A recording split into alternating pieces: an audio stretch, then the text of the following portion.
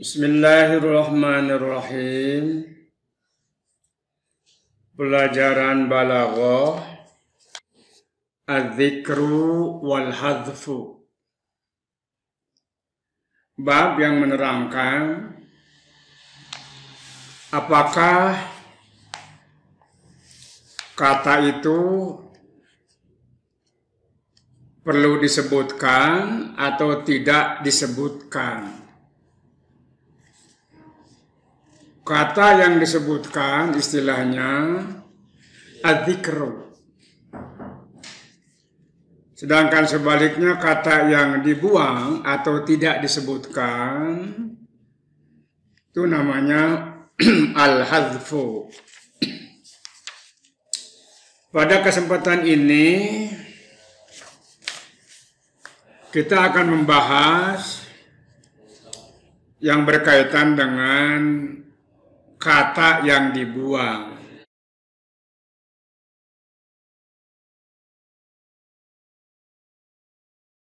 Kullu lafdhin yadullu ala ma'nan fil kalam la yudhkaru wa la yuhdhafu illa lida'in.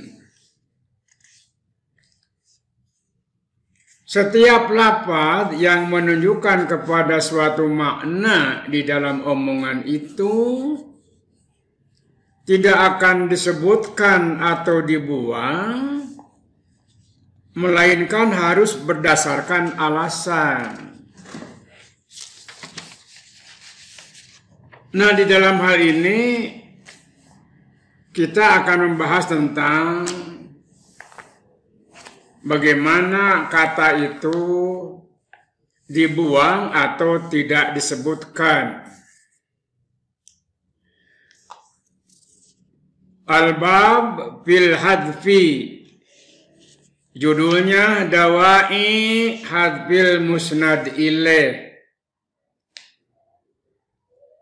Yang mendorong atau alasan-alasan dibuangnya musnad ilaih. Atau dalam bahasa Indonesia, musnad ilaih ini suka disebut subjek. Yang di dalam istilah balaghah namanya musnad ilaih. Apakah subjek menurut bahasa Indonesia atau dalam bahasa balaghah musnad ilaih ini perlu disebutkan atau dibuang?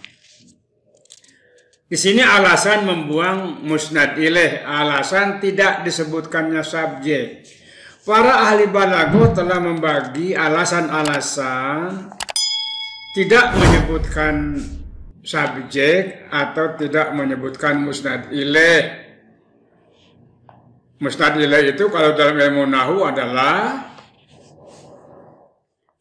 mubtada, fa'il, naib fa'il, itu namanya musnad ilaih.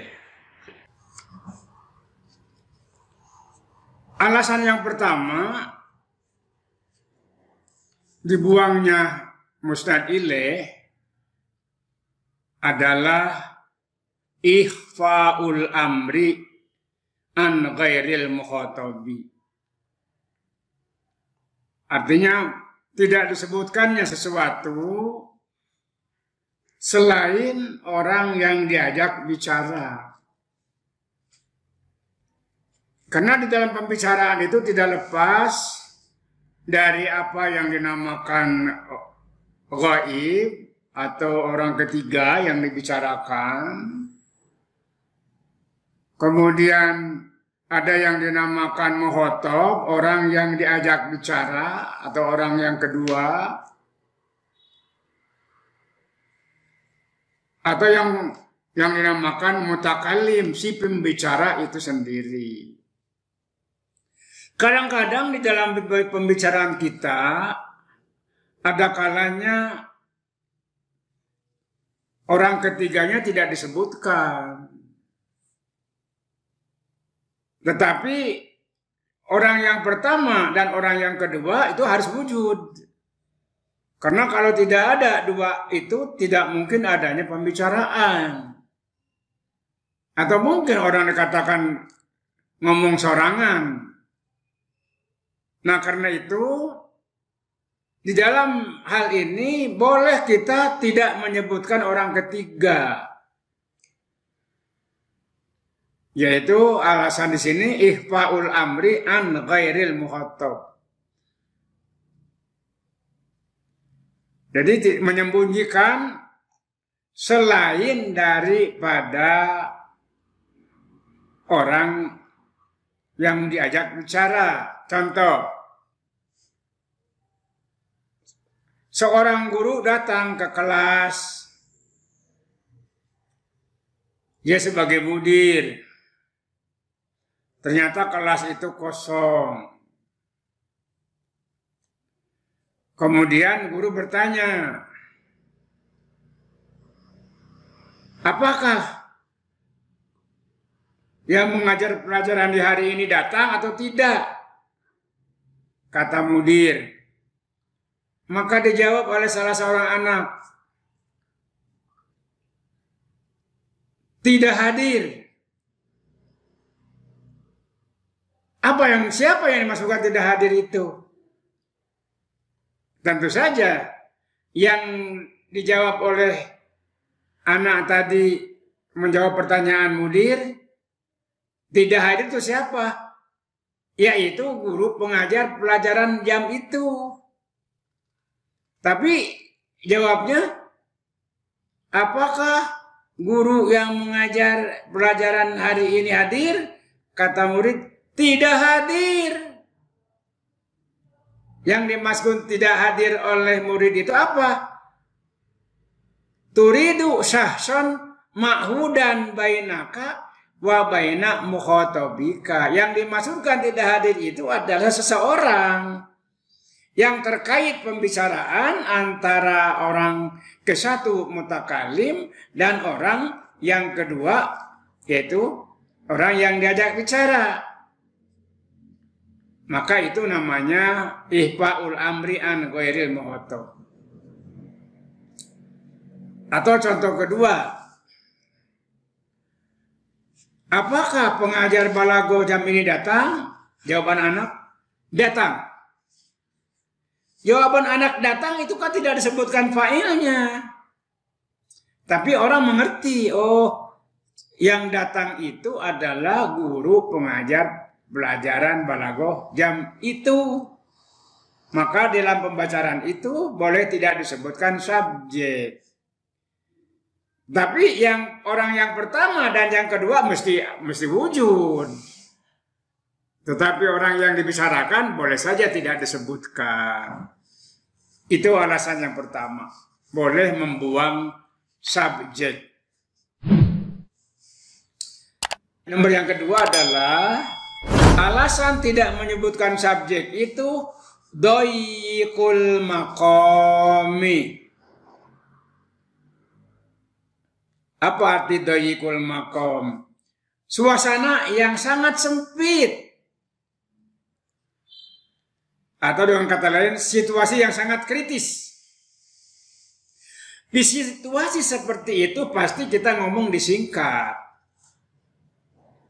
Seperti dalam materi pelajaran balaghah yang ini adalah alasan tidak disebutkan subjek nomor 2 adalah doyikul makom, karena situasinya sangat sempit. Alasannya apa? Imma litawajjuin, imma karena kita atau siapa saja sedang merasakan kesakitan. Di sini contohnya pakai syair. Kakaulihi seperti contohnya, qala li kaifa anta qultu alilu syahrun daimun wa huznun tawilu. Qala li, dia berkata kepadaku, kaifa anta, bagaimana keadaanmu? Qultu, maka aku berkata, titik 2, alilu, Kan setelah titik 2 berarti harus mubtada. Tapi dijawabnya qultu, aku menjawab atau aku berkata alilu. Ali di situ khobar, alilu itu artinya asal kalimatnya ana alilu, aku sakit. Tetapi dalam keadaan pembicaraan biasa, apa kabar? Sakit. Kalimat sakit itu adalah predikat. Kalimat sakit itu adalah musnad. Mana musnad ilaihna? Ente disebutkan alasan naon? Alasanana dayyikul makom, keur ngarasakeun ka nyeri aya nu nanyakeun kunaon? Nyeri. Kitu saha nu nyeri teh? Kuring keur ngarasakeun ka nyeri. Kata musnad ilaihnya tidak disebutkan. Ini karena contohnya syair. Qalali, dia berkata kepadaku, kaifa anta, bagaimana keadaanmu? Qultu, aku menjawab, alilu. Sahrun daimun, berjaga sepanjang malam. Wa huznun tawilu, dan sedih yang berkepanjangan. Itu alasannya adalah kesakitan. Mungkin saja alasan yang kedua bukan sakit. Tapi alasan kedua takut kehilangan kesempatan. Au hadiron min fawati fursatin. Hadiron, berhati-hati, min fawati fursatin, takut kehilangan kesempatan. Nahwa qaulika lisoyadi, seperti ucapan Anda kepada seorang pemburu. Kebetulan dekat Anda itu ada seekor kijang. Sementara dari jauh si pemburu lagi mengikuti jejaknya. Maka tentu saja situasi seperti itu harus hati-hati. Jangan-jangan kijangnya lari. Maka kita katakan kepada si pemburu itu, ghazal. Ghazal artinya kijang. Kata-kata kijang di sini adalah predikat. Mana subjeknya? Kata-kata ghazal itu adalah di sini musnad. Mana musnad ilaihnya? Tentu saja kita paham. Di situ disebutkan khobar, mubtadana tadi disebut. Kenapa tadi disebut mubtadana? Karena takut kaburu lari kijangnya. Makanya ngomongnya disingkat. Umpamanya di sini ada kijang. Gitu. Maka kata di sininya tidak disebutkan. Dia mengatakan kijang supaya tidak keburu lari. Jadi alasan yang kedua ini adalah doyikul makom, situasi yang sangat sempit. Kalau alasan pertama boleh membuang asar orang ketiga, alasan yang kedua boleh dibuang mustad ilaih apabila situasinya sangat kritis. Alasan ketiga, menurut catatan di sini, al-muhafadzatu ala waznin au qafiyatin. Tidak disebutkan atau dibuangnya musnad ilaih itu untuk menjaga keseimbangan bait syair atau titik di mana harus berhenti. Terpaksa kalimatnya dipotong karena harus berhenti di titik itu. Kakaulihi, seperti contohnya berupa syair, karena pelajaran balaghah selalu contoh-contohnya syair, karena balaghah ini adalah berkaitan dengan bahasa yang tinggi atau pelajaran sastra. Karena itu kalau kita belajar balaghah selalu menemukan contoh-contohnya itu berupa syair. Seperti contoh di sini ada yang dibuang kata dalam suatu jumlah omongan. Alasannya apa? Alasannya supaya keseimbangan bait syair pertama dan yang kedua itu sama ketukannya. Tentu saja kalau kelebihan buang saja lebihnya supaya ketukannya sama. Contoh di sini, na'abal ghurabu fakultu bainun ajilun ma syi'ta idzrahalal ahibbatu fan abi. Kalau diartikan, na'aba telah bersuara al-ghurabu, burung gagak. Fakultu, maka aku jawab, bainun ajilu, perpisahan yang tergesa-gesa. Itu bait pertamanya. Bait keduanya, masyita, sekehendakmu, idzrahalal ahibbatu, ketika telah pergi sang kekasih, fan abi, maka bersuara gagaklah kau. Di dalam syair ini tentu saja ada yang dibuang kelebihan daripada dua bait ini. Yaitu seperti tadi, apabila setelah kola titik dua, di situ harus dimulai lagi mubtada dan khobar. Akan tetapi karena memerlukan jumlah ketukan yang sama dengan bait yang kedua, di bait syair yang pertama ada yang dibuang. Yang dibuangnya apa? Yang dibuangnya adalah subjek. Kembali ke contoh. Na'abal ghurab, bersuara gagak. Apa maksudnya bersuara gagak? Ini kebiasaan orang Arab. Orang Arab itu tidak suka mendengarkan suara burung gagak. Karena suara burung gagak itu menggambarkan orang yang lemah semangat atau orang yang kecewa.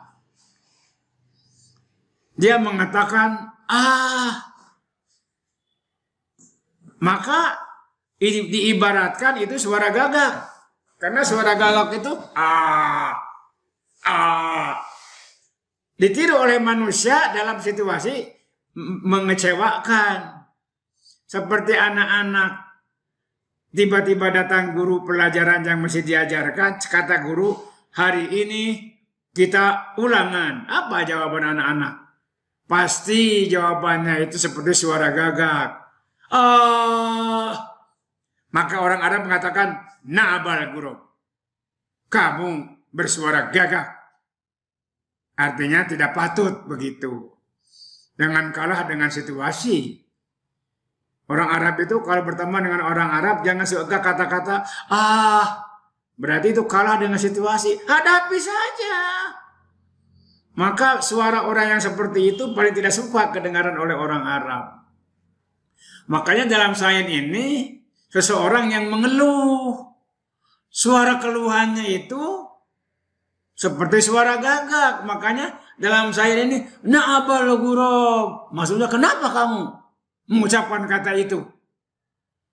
Fakultu, maka aku jawab titik dua, bainun ajilu, perpisahan yang tergesa-gesa. Kersono bogoh ditinggalkan. Tentu aja dia kecewa. Maka aku jawab atas pertanyaan, kenapa kamu bersuara gagak?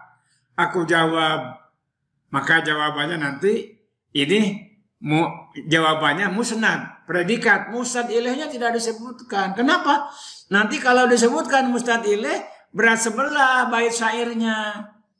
Makanya setelah kata fakultu titik dua, langsung saja khobar bainun ajilun. Padahal kalau bukan syair tentu disebutkan saja subjeknya. Yang jadi sebab aku mengeluarkan kata keluhan adalah perpisahan yang tergesa-gesa.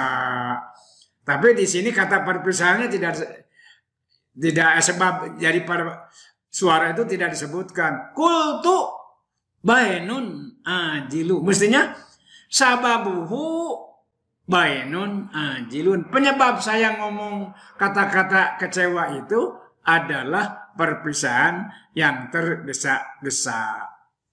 Kita lanjutkan bait yang keduanya. Masih tak sekehendakmu. Ketika rohalal ahibbatu telah pergi sang kekasih, fan abi. Ini bait kedua ini jadi kalimatnya dirubah sedemikian rupa.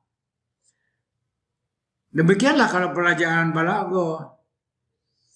Yang enak begini asa katanya. Idrohalal ahibbatu fan abi masyita. Ketika kekasihmu telah pergi, lantaklah engkau mengatakan suara gagak sekehendakmu, gitu ya. Tapi di sini fan abinya di ujung. Masih tak idrohalal ahibbatu fan abi. Sekehendakmu apabila telah pergi kekasihmu, maka bersuara gagaklah. Tapi yang penting di dalam syair itu adalah ketukan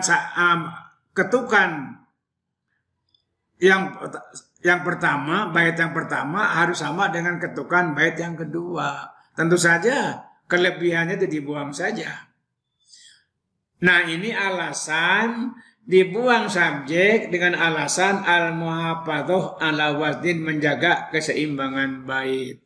Lalu kalau kita ulang, ada tiga alasan dibuangnya subjek, dibuangnya musnad ilaih, atau dibuang fa'il, dibuang mubtada, gitu ya. Dibuang naib fa'il. Alasannya tadi pertama ihfa'ul amri an ghairil muhatab. Alasan kedua doyikul maqam, situasi yang sempit. Alasan ketiga menjaga keseimbangan bait syair. Ini ada 6 alasan.